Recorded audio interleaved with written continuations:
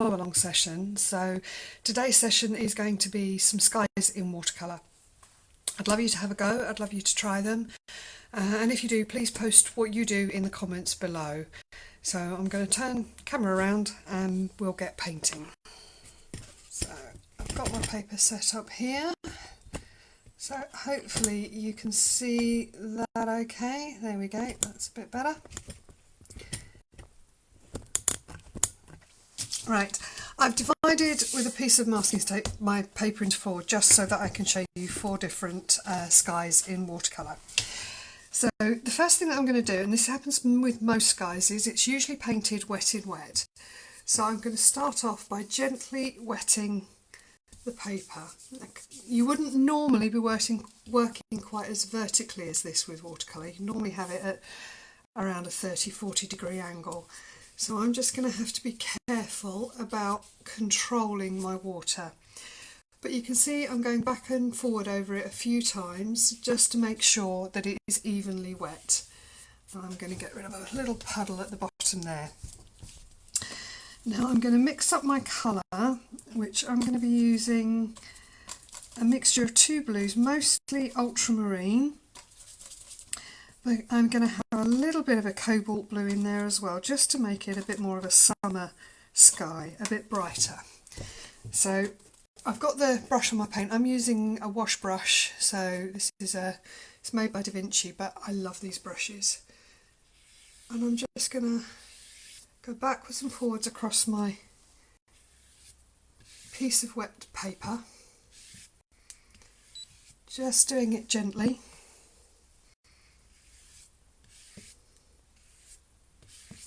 Going backwards and forwards and giving me a nice even sky.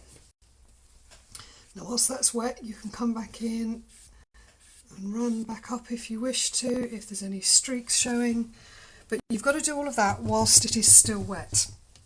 And what will happen is the blue that I've put on there floats on the water and gives you a nice flat surface.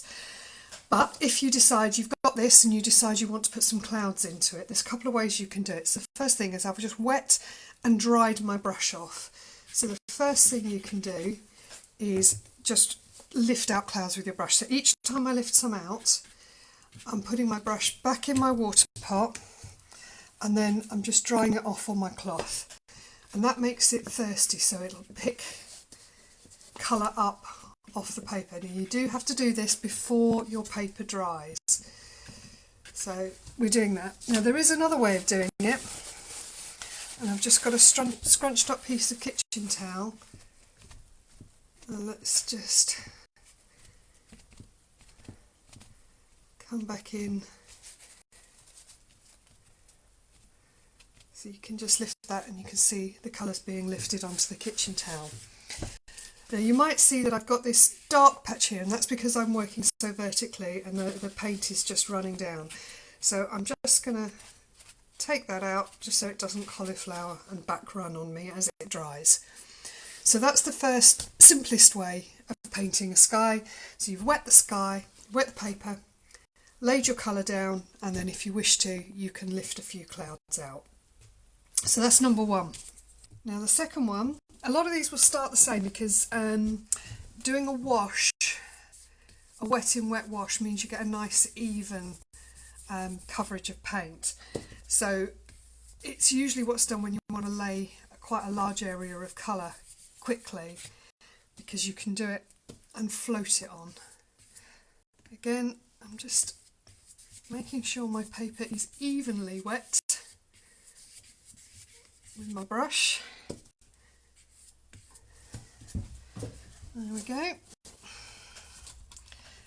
Same colour mix that I'm doing as before, but this time instead of painting the whole sky and then lifting the clouds out as we did here, I'm going to do something that's known as negative painting. So I'm going to come in and I'm going to paint around where my clouds will be, leaving gaps for those clouds.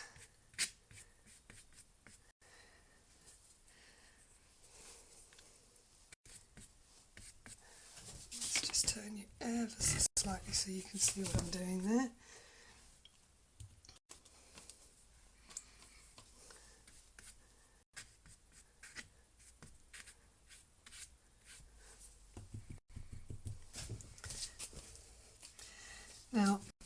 got here, because I'm painting vertically, I've got some little runs going on here, so I can just, like we did in the previous one, I can just push that back. The difference with this one is you seem to get more drama because the white stays very white, because you haven't put the blue on and then lifted it, so it's just stayed that white all along. I'm just going to add a bit more blue down there. And you do get some of these things happening, which I'm going to show you a little bit more in a little while, which is, it's kind of that drama of the movement of the clouds. So I'm just going to turn this way a little bit and work in this corner. And what I want to work on this time is an evening sky. So again, I'm just gently wetting the paper, making sure it's nice and even.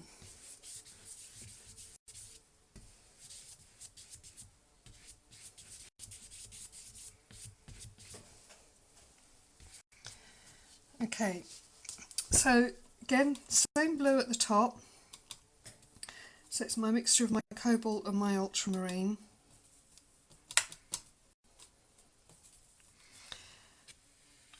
Starting up the top here. A nice strong mix. And I'll come back up to the top in a minute, because you'll see that as the paint dries, because you've got that water under there, it fades. Now I'm gradually taking the paint off my brush. I want this to kind of come down to nothing. Then I'm cleaning my brush off, and I'm going to use a yellow ochre, which is a warm yellow. It's more sort of a browny yellow. And I'm going to come down from the bottom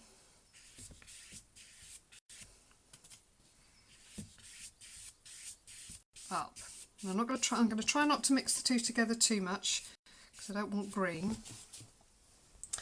But that gives you that sort of late afternoon sky. If you ever had a look at the sky, sort of early evening, you often get the bit above the trees is just this sort of pale golden colour.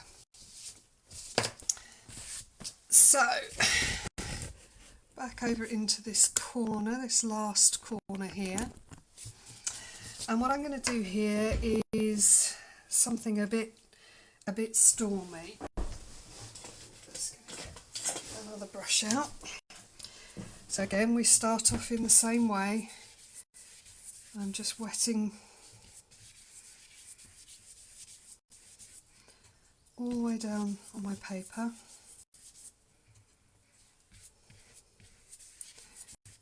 You may have noticed that I've left a little bit at the bottom of each sky, and that's because I'm going to go back when I've finished painting the skies and just put a little tiny landscape at the bottom to give you a context. Okay, so we've got that there. Now this one, I want some big clouds coming in here. So I've got loads of colours. I've got a grey, Payne's grey, I've got some of the ultramarine. I'm going to add some of my rose into that as well. I want these real purpley colours.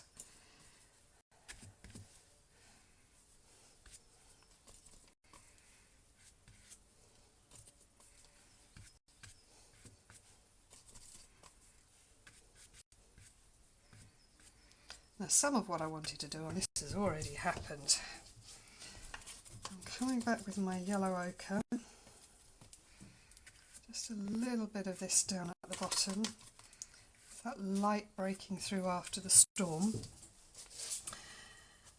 But I want this rain to come back further down. So I've just got a dry, fluffy brush. And I'm just dragging my rain down here. And the thing with that is it does lighten up some of your colour, so I'm going to come back in, just put the base of my clouds back in, And I'm doing all of these have been done wet in wet, so I've been getting all of this painting done whilst the paper is still wet. Now this one is beginning to dry off, so I should stop.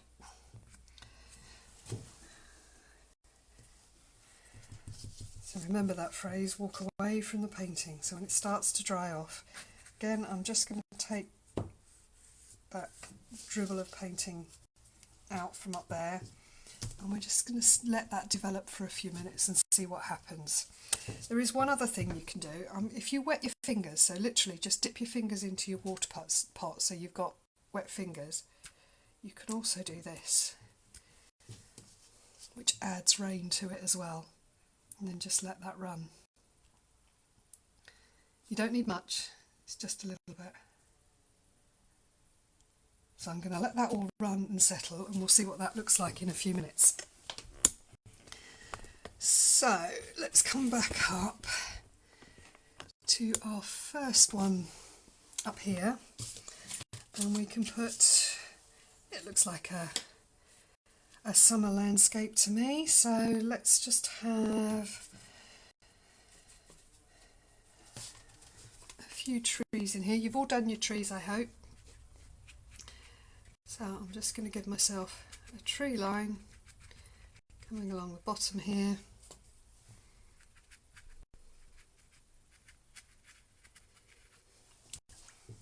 And then we can have a nice bright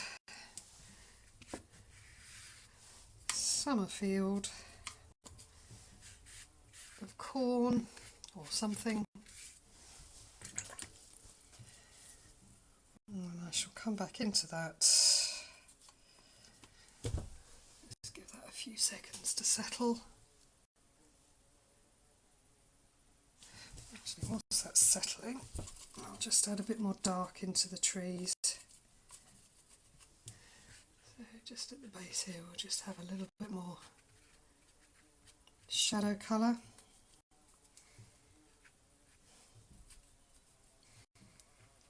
Coming through here. I don't know if you can hear it, but I've got a lovely little bee in the room with me, so I shall make sure he gets out when I've finished here. And then I'm just going to do cornrows in there to give me some perspective. So let's give you a look at that one. So that's our first summer sky. So let's move over to the second one. Again, it could be a nice summer sky. I think what I'm going to do with this one is just have some distant hills. Very simply.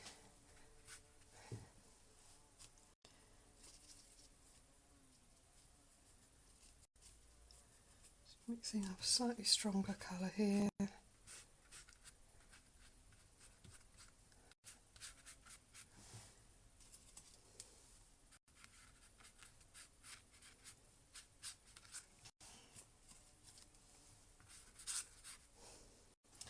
And some brighter green in the foreground.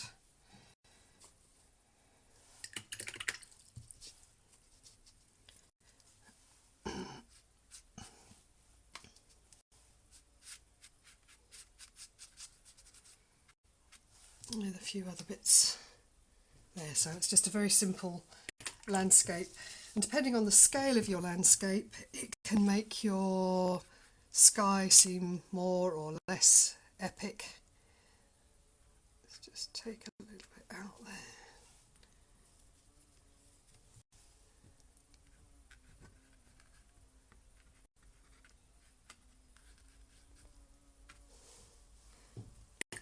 There we go.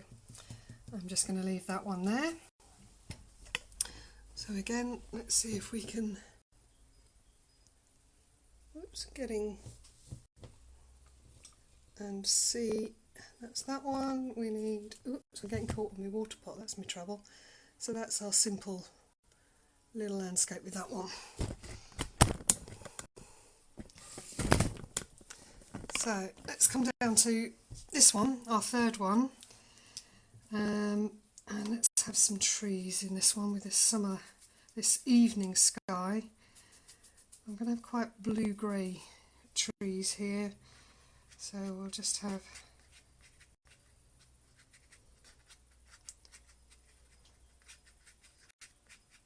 again using this dry brushing technique that I was talking to you about with the previous video, which if you haven't seen, take a little look on painting trees and dry brushing.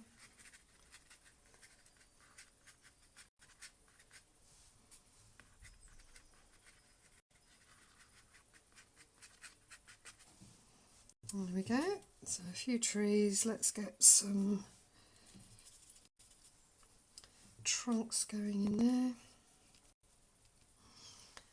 So we'll just have one or two little trunks coming through and down to the bottom.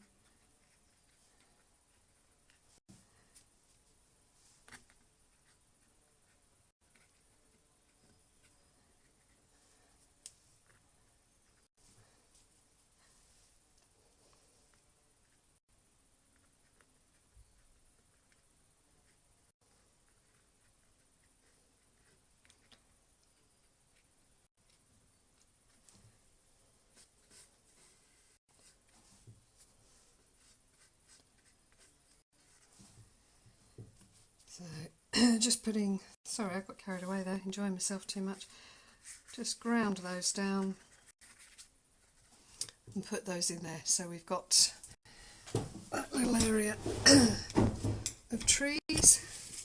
Let's see if I can get this down so you can see that. It's just that evening sky with the trees.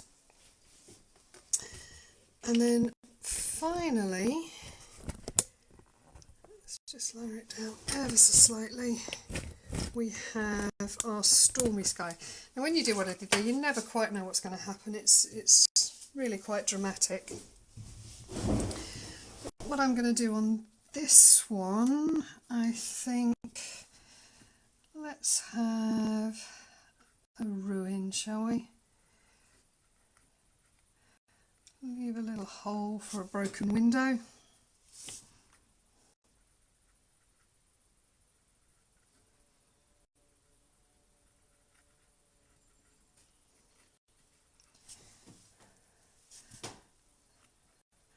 I will post close-up pictures of all of these when I'm done. I'll put those in the comments.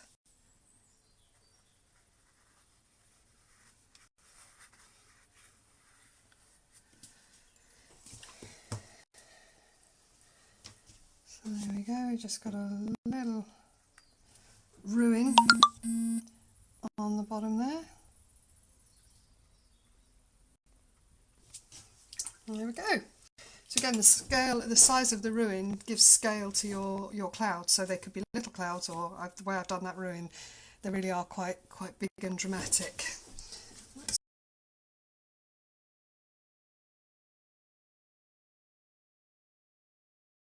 just have a little look at these without the tape on there.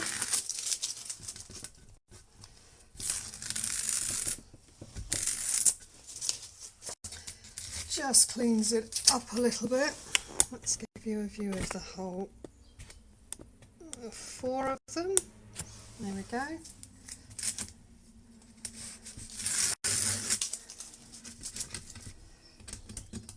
Next,